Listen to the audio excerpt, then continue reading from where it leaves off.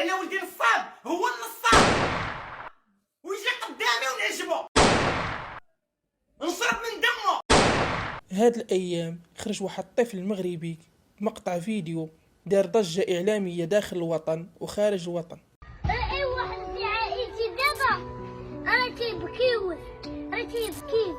تيبكيو علاش؟ على ودي انا نقول لك علاش. هذا قالوا لي تفتح وبس، انا سمعوا هاد الفتحه بس فتح تيبداو يبكي. هاد الطفل تيسكن بمدينة تمارة، في عمر ديالو 8 سنوات. سبحان الله تيدوب بواحد الطريقة اللي رزينة وتيبان كبير ما شاء الله في الدماغ ديالو. المقطع الفيديو اللي خرج به خلف واحد التعاطف كبير في المجتمع المغربي، كون الطفل أيمن في حالة يرثى لها. انا نتمنى شي حاجه تكون عندي في حياتي، بحال في حياتي مثلا نكبر ندير الكريمه، ما ندير لها اي حاجه، ندير السبيطار، المهم شي حاجه بغينا العدوله.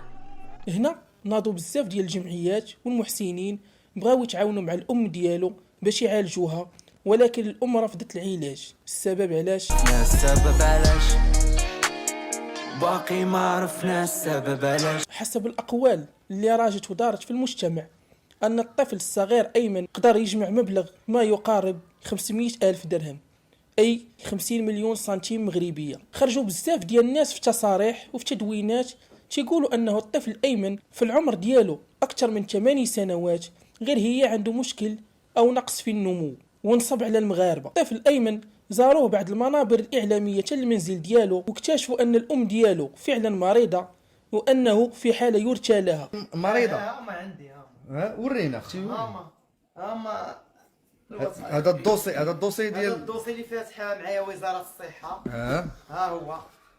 الا ما تصبتش انا مريضه نتعدم. ها هو. هادو الجمهير البارح.